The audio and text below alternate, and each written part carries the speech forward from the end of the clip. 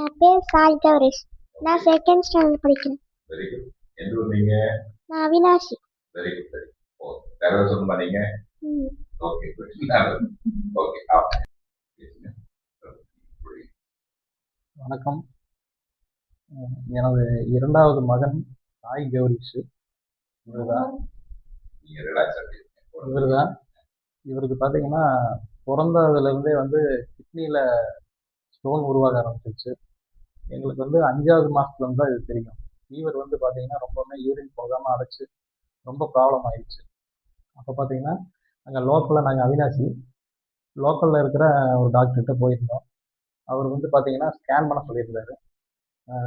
Drips எல்லாம் போட்டு scan பண்ண சொல்லியிருந்தாரு.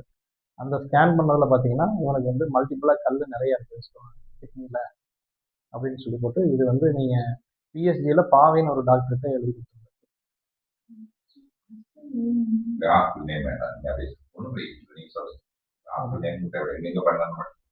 பிஹெச்சியில் செக் பண்ணங்க. அங்கே பார்த்தீங்கன்னா அங்கே போனோடனே இவனுக்கு ஸ்டோனில் யூரினில் வந்து பார்த்தீங்கன்னா அடைச்சிருச்சு, யூரின் வராமல். அதனால் வந்து ஆப்ரேஷன் பண்ணணும் அப்படின்னு சொல்லி ஆப்ரேஷன் பண்ணி ஸ்டண்ட்டு வச்சாங்க. வச்சு அதுக்கப்புறம் அது திரும்ப பார்த்தீங்கன்னா சரியாயிடுச்சு அப்படிங்கிற மாதிரி நாங்கள் வந்தோம்.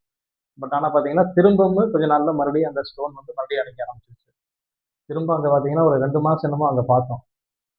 பார்த்ததெல்லாம் பார்த்தீங்கன்னா அங்கே திரும்ப வந்து எங்களுக்கு கண்டினியூவாக ஸ்டோன் வந்துட்டே இருந்ததுனால திரும்ப வந்து கோவை மெடிக்கலில் ஒரு டாக்டர்கிட்ட செக் பண்ணோம்.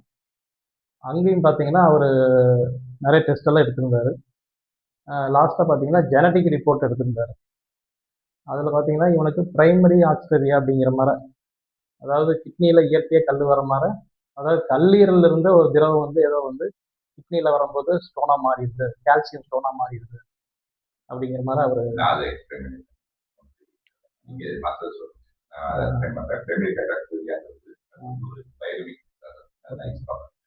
அப்படிங்கிற மாதிரி சொல்லிட்டு கல்லீரலை சேஞ்ச் பண்ணி பார்க்கலாம் அப்படிங்கிற மாதிரி, அதை சேஞ்ச் பண்ணி ட்ரை பண்ணி பார்க்கலாங்கிற மாதிரி சொல்லியிருந்தாரு.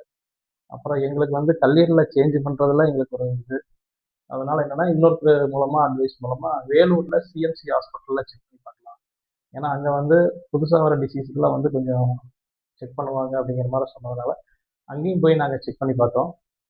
அங்கேயும் பார்த்தீங்கன்னா இதுக்கு மருந்து இல்லை அப்படிங்கிற மாதிரி ஒரு சிச்சுவேஷன் தான் இருந்தது. இந்த கேப்பில் பார்த்தீங்கன்னா அவனுக்கு ஒரு 7 தடவை வந்து பார்த்தீங்கன்னா ஸ்டோன் ஃபார்ம் ஆகி யூரின் அடைச்ச வச்சு ஒரு 7 தடவை ஆப்ரேஷன் பண்ணி ஸ்டண்ட் வைக்கிறது, ஸ்டண்ட் எடுக்கிறது. லாஸ்ட்டாக வேலூர் சிஎம்சியில் போனப்போ பார்த்தீங்கன்னா ஸ்டண்ட்டு வச்சு அந்த ஸ்டண்ட்டை சுற்றியுமே பார்த்தீங்கன்னா ஸ்டோன் ஃபார்ம் ஆயிடுச்சு.